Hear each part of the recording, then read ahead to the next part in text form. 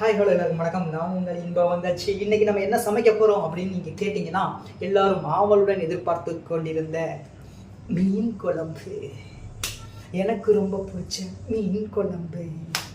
So எல்லாமே ரெடியாக வந்து நம்ம ரெடி எடுத்து வச்சுருக்கோம். என்னென்ன எடுத்து வச்சுருக்கேன் அப்படின்றத காட்டுறேன். தக்காளி, வெங்காயம், கருவேப்பிலை, கொத்தமல்லி, பூண்டு, வேணால் மசாலா ஐட்டம்ஸ் இருக்குது. அப்புறம் கடுகு, சீரகம், வெந்தயம்லாம் ரெடியாக இருக்குது. நம்ம ரூப்சந்த் ஃபிஷ் வாங்கி வச்சுருக்கோம். இதுக்கு பேர் ஏரி வவ்வான்னு சொல்லுவாங்க. அப்புறம் புளி தண்ணி ஊற வச்சுருக்கேன். ஸோ எல்லாமே ரெடியாக இருக்குது. இப்போ நம்ம சமைக்கிறது மட்டும்தான் பாக்கி. ஆல்ரெடி வந்து ரைஸ் கூட வச்சாச்சு. இப்போ டக்குன்னு மீன் குழம்பு நம்ம பண்ண ரெடி ஆகிடலாம். மீன் குழம்பு உனக்கு பண்ண தெரியுமாடா அப்படின்னு கேட்டிங்கன்னா, வழக்கம் போல் யூடியூப் பார்த்தேன். ஆல்ரெடி ஒரு டைம் நான் பண்ணியிருக்கேன். என் ஒய்ஃப் சொல்லி நான் வந்து ஒரு டைம் பண்ணியிருக்கேன். பழைய ரூமில் இருக்கிறப்போ நான் வந்து செஞ்சுருக்கேன். பட் இவ்வளோ பர்ஃபெக்டாக வந்து நான் பண்ணல. பட் இப்போ வந்து பர்ஃபெக்டாக நம்ம வந்து மீன் குழம்பு எப்படி இருக்குமோ அந்த மாதிரி நம்ம செய்யணும் அப்படின்றதுக்காக நம்ம வந்து பண்ண போகிறோம். யூடியூப்லேயும் நான் செக் பண்ணிட்டேன் எப்படி சமைக்கிறது அப்படின்றத. யூடியூப்லேயும் செக் பண்ணிட்டேன். ஸோ வந்து இப்போ நம்ம வந்து பர்ஃபெக்டாக மீன் குழம்பு வந்து வச்சிடலாம். ஓகேவா? ஃபஸ்ட்டு எண்ணெயை ஊற்றிக்கலாம். எண்ணெய் கொஞ்சம் அதிகமாகவே ஊற்றிக்கலாம். ஏன்னா அப்போ தான் மேலே திரண்டு வரும்போது நல்லாயிருக்கும். அதுக்கப்புறம் எண்ணெய் கொஞ்சம் காய்ச்சதுக்கப்புறம் அதில் கடுகு, சீரகம், அப்புறம் வெந்தயம் இதெல்லாம் போட்டுக்கலாம் தேவையான அளவுக்கு.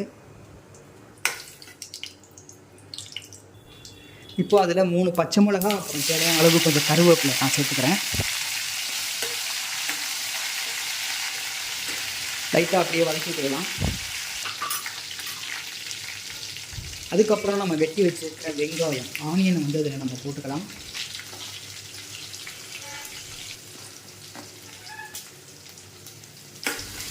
அப்படியே நல்லா வதக்கி விட்டுக்கலாம். பொன்னிறமாக வர்ற அளவுக்கு நல்லா வதக்கணும். நம்ம சீக்கிரம் வதக்கணும் அப்படிங்கிறதுக்காக நம்ம அதில் கொஞ்சம் உப்பு சேர்த்துக்கிட்டோம் அப்படின்னா சீக்கிரம் வதங்கிடும்.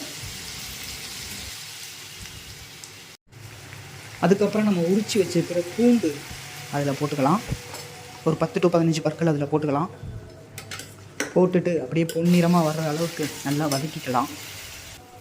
அப்புறம் லைட்டாக கொஞ்சோண்டு இஞ்சி பூண்டு பேஸ்ட் போட்டுக்கிறேன். அதுக்கப்புறம் 2 தக்காளி வெட்டி வச்சுருக்கேன். அதை அதில் போட்டுக்கலாம். போட்டுட்டு அப்படியே லைட்டாக வதக்கி விட்டுக்கலாம்.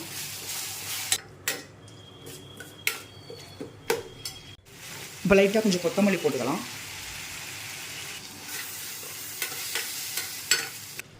இப்போ வந்து குழம்புக்கு தேவையான மசாலா ஐட்டம்ஸ் நம்ம போட போகிறோம்.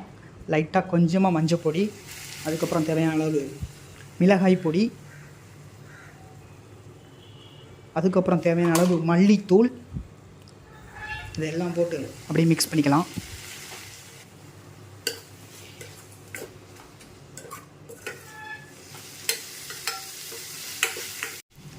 அதுக்கப்புறம் மீன் குழம்பு அப்படின்றதுனால நம்ம வந்து ஃபிஷ் மசாலா வாங்கி வச்சுருந்தோம்.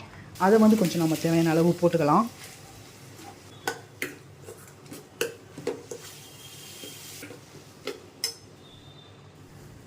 லைட்டாக தண்ணி ஊற்றிக்கிட்டு அப்படியே மிக்ஸ் பண்ணிக்கலாம்.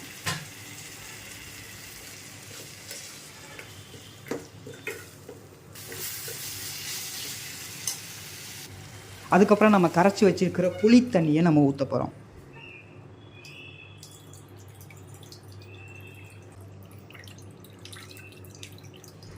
புளி தண்ணியை ஃபுல்லாக ஊற்றிட்டு அப்படியே கொஞ்சம் மிக்ஸ் பண்ணிக்கலாம். வந்து எல்லாமே பண்ணி முடிச்சாச்சுங்க. லாஸ்ட்டில் இப்போ நம்ம மீன் போட வேண்டியது மட்டும்தான் பாக்கி. குழம்பு வந்து நல்லா கொதிச்சு வரட்டும்.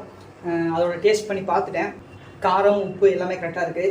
குழம்பும் குழம்புன்னு சூப்பராக இருக்குது. ஸோ இப்போ மீனை போட்டதுக்கப்புறம் அது செம்மையாக வந்துடும். குழம்பு வந்து இப்போ கொதிச்சு வந்ததுக்கப்புறம் நம்ம மீனை போடலாம். வெயிட் பண்ணலாம். குழம்பு நல்லாவே கொதிச்சிட்ருக்கு.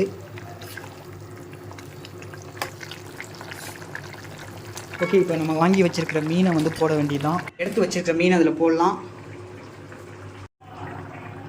மீன் ஒவ்வொரு மீனாக உள்ளே எடுத்து போட்டிருக்கேன். உள்ளே வந்து மீன் எடுத்து போட்டாச்சு. நல்லா வேகட்டும். கொஞ்ச நேரம் வெயிட் பண்ணலாம். 3-4 minutes வெயிட் பண்ணலாம். மீன் வந்து சூப்பராக கொதிச்சிட்ருக்கு பாருங்கள். 5 மீன் உள்ளே வந்து போட்டிருக்கோம்.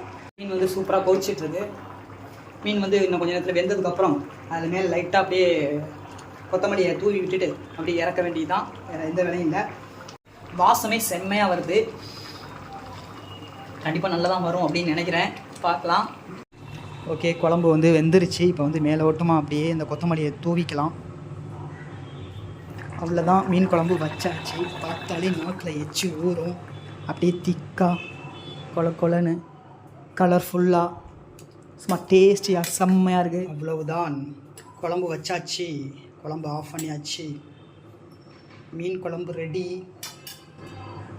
எப்படி இருக்குது அப்படின்றத பாருங்கள், க்ளோஸ்அப்பில் காட்டுறேன் பாருங்கள். அப்படியே எண்ணெயெல்லாம் திறந்து வந்து அப்படியே பார்க்குறதுக்கே செம்மையாக கலர்ஃபுல்லாக இருக்கும். அவ்வளோதாங்க, நல்லபடியாக வந்து மீன் குழம்பு செஞ்சு முடிச்சாச்சு. வேர்க்க விறுவிறுக்க மீன் குழம்பு மணக்க மணக்க அப்படியே சுவைக்க டேஸ்டியாக செம்மையாக பண்ணி முடிச்சாச்சு. பார்த்துருப்பீங்கன்னு நினைக்கிறேன் எப்படி இருக்குது குழம்பு, எப்படி இருக்குது அப்படின்னு சொல்லிட்டு. வேறு லெவலில் இருக்குது. குழம்பை டேஸ்ட் பண்ணி பார்த்தோம் அப்படின்னா செம்மையாக இருக்குது, நாக்கில் எச்சி ஊறுது, அந்த அளவுக்கு செம்மையாக இருக்குது. ஸோ இன்றைக்கி வந்து செம்மையான ஒரு மீன் குழம்பு சமையல் பண்ணியாச்சு. நல்லபடியாக இனிமேல் சாப்பிட்லாம். ஓகேவா? மீன் குழம்பு எப்படி வந்திருக்கு, நான் எப்படி பண்ணியிருக்கேன், எப்படி சமைச்சிருக்கேன் அப்படின்றத கமெண்ட் பாக்ஸில் சொல்லுங்கள். இந்த மீன் குழம்பு செம்மையாக வந்திருக்கு, உங்கள் நாக்கில் எச்சி ஊறுது அப்படின்னா இந்த வீடியோவுக்கு ஒரு லைக்கை போட்டுட்டு சப்ஸ்கிரைப் பண்ணிக்கோங்க. தேங்க்யூ, நன்றி, வணக்கம். அடுத்த வீடியோவில் பார்க்கலாம். Bye bye, see you.